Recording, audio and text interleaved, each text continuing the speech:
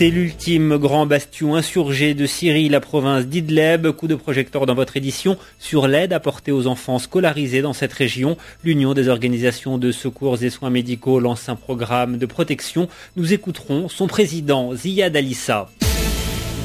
C'est le dernier grand bastion de l'opposition en Syrie. La province d'Idleb, gros plan sur l'aide apportée aux enfants scolarisés dans cette région.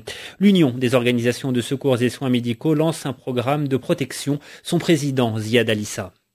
On sait qu'il y avait quand même une période où on a beaucoup d'enfants qui n'ont pas pu suivre leur scolarité. C'était suite à les déplacements de beaucoup des zones vers Idlib, suite quand même à l'insécurité dans cette ville et surtout les derniers bombardements autour de la ville. À la rentrée scolaire, les choses commencent quand même à se calmer un petit peu. Les déplacés commencent à s'installer et là, le système d'éducation reprend. Bon, il reprend avec ce qu'ils ont comme moyen. On sait quand même que les classes ils sont trop chargées, mais malgré ça, le système d'éducation reprend petit à petit dans la ville de Idlib. Justement, l'USSM lance un programme de protection de la santé des enfants scolarisés à Idlib. Est-ce que vous pouvez nous dire comment cela se traduit? C'est un partenariat avec le directorat de la santé de Idlib et le directorat d'éducation. On a vu quand même que suite à l'état de lieu de santé, il y avait surtout tous ces enfants qui viennent de s'installer dans la ville à Idlib suite à des déplacements. On a vu qu'il y avait des programmes de vaccination mal suivis. En plus de ça, il y a des maladies quotidiennes comme la gastro avec l'épisode de gastro, le grippe et surtout avec les classes surpeuplées, avec là maintenant le changement de temps, qu'on rentre dans le temps. Et tout ça, ça poussait l'USSM à faire cette campagne de prévention, de protection, avec les directorats de l'éducation. Il y a des visites médicales, on a déjà des centres de soins, mais on a fait déplacer une équipe médicale vers les écoles pour faire la prévention, pour faire l'éducation sur la santé en général. Après, il y a plusieurs étapes de cette prévention de la santé. On parle de l'intérêt de vaccination. On accompagne l'équipe de vaccination pour vacciner tous les enfants. On parle de la santé et l'hygiène à l'école et à la maison.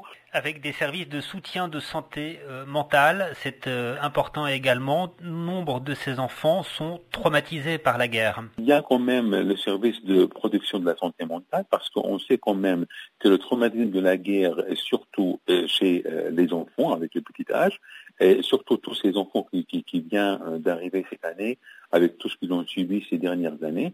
Donc il y a dans l'équipe de la santé mobile, il y a des spécialistes de la santé mentale.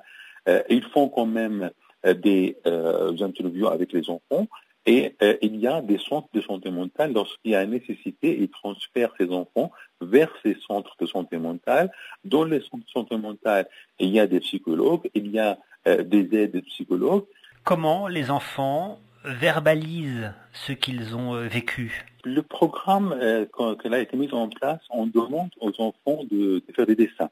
Beaucoup des enfants qui n'arrivent pas à exprimer correctement, ils font des dessins. Et c'est vrai que à travers les dessins qu'ils sont en train de faire, à travers quand même ces groupes de jeux avec les enfants, on voit quand même qu'il y a un grand tristesse chez ces enfants-là. Ils n'ont pas la joie qu'on la voit chez tous les enfants.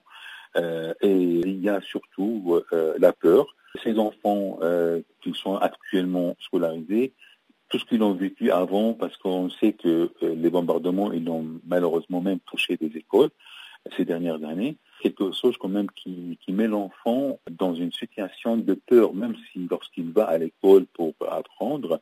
Donc il y a quand même sentiment qu'il est content qu'il va reprendre l'école, qu'il va partir à l'école, mais en même temps il y a la peur.